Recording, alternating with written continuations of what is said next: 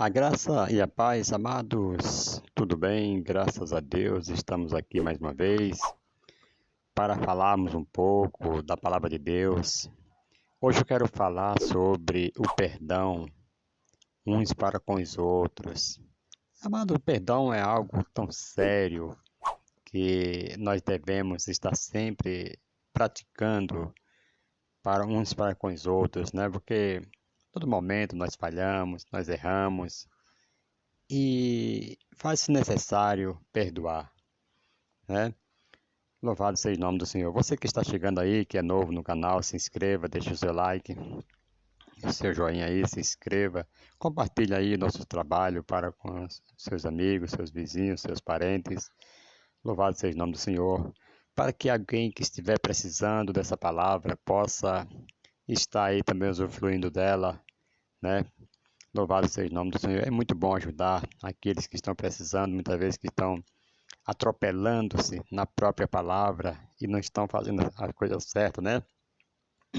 Nós iremos aqui trazer essa palavra falando sobre o perdão para uns para com os outros. Louvado seja o nome do Senhor e Salvador Jesus Cristo. Quero começar em Mateus capítulo 6, versículos 5 ao 13, quando Jesus ensinou ali para seus discípulos a orar. No final do ensino, Jesus acrescenta: pois se perdoarem as ofensas uns dos outros, o Pai Celestial também perdoará vocês.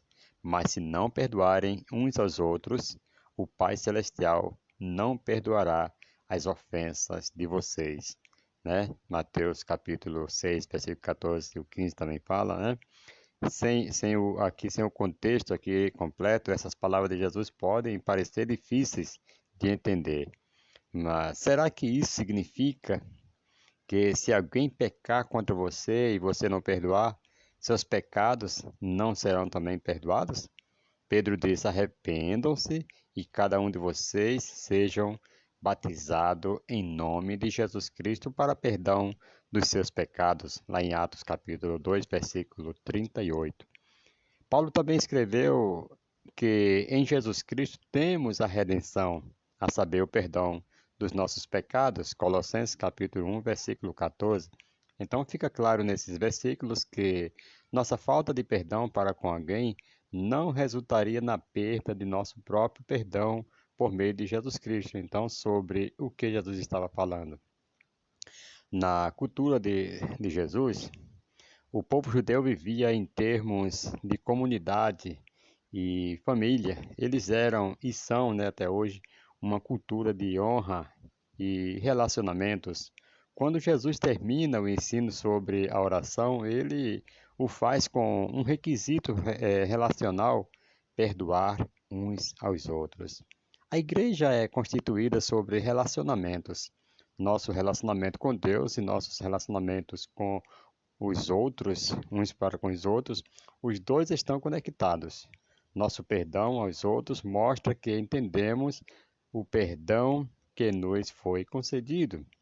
Quando Paulo estava encorajando os crentes em Colossos, e lhes disse: suportem-se uns aos outros e perdoem as queixas que tiverem uns contra os outros. Perdoem como o Senhor lhes perdoou. Né? Colossenses capítulo 3, versículo 13. Como crentes em Jesus, nós não somos chamados a pensar e agir, né, apenas em relação a nós mesmos. Somos membros da família de Deus e o que fazemos afeta as pessoas ao nosso redor. Assim como Deus nos perdoou, espera-se que façamos o mesmo pelos outros. O perdão não é uma opção, é um mandamento que Deus nos dá para que possamos viver em unidade com Ele e com os outros, certo?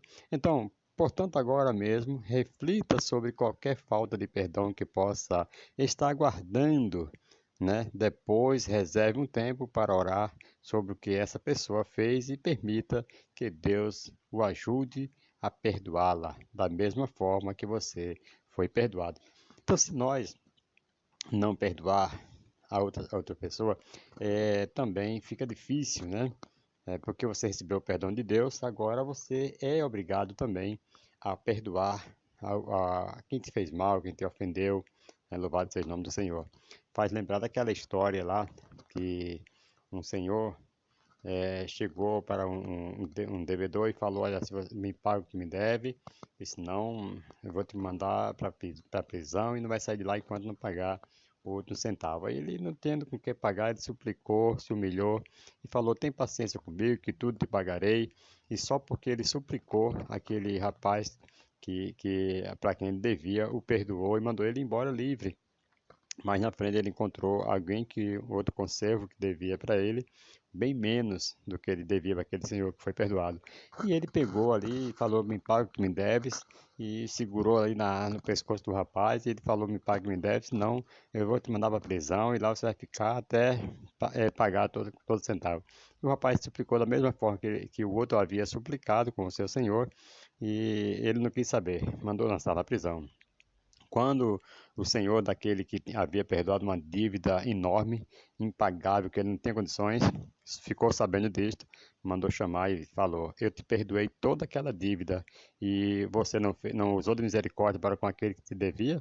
Então mandou lançar na prisão também. Olha, isso é uma coisa tão séria. Se nós observarmos direitinho, nós temos né, por obrigação de estar perdoando, porque nós fomos perdoados de uma forma extraordinária, que nós não tínhamos condições, né, de nos salvar, como eu já falei, nós não tínhamos condições de nos salvar a nós mesmos, e o Senhor nos perdoou, nos deu um banho da sua misericórdia, da sua graça, que é favor imerecido. A sua misericórdia é quando Deus não dá aquilo que nós merecemos. Nós merecíamos o castigo, mas Deus poupou-nos, nos dando a sua graça, né? Louvado seja o nome do Senhor, que é o favor imerecido. Amados, que Deus abençoe em o nome do Senhor Jesus Cristo e continue praticando perdão sobre a vida das pessoas, que quem tem a ganhar aí é você com isto. Quando você perdoa, Deus aceita isto. Louvado seja o nome do Senhor, e te cura, e te dá vitória, e te dá bênção, te dá libertação. Os seus parentes vão ser abençoados porque você tomou uma atitude em perdoar. Amém? Que Deus abençoe.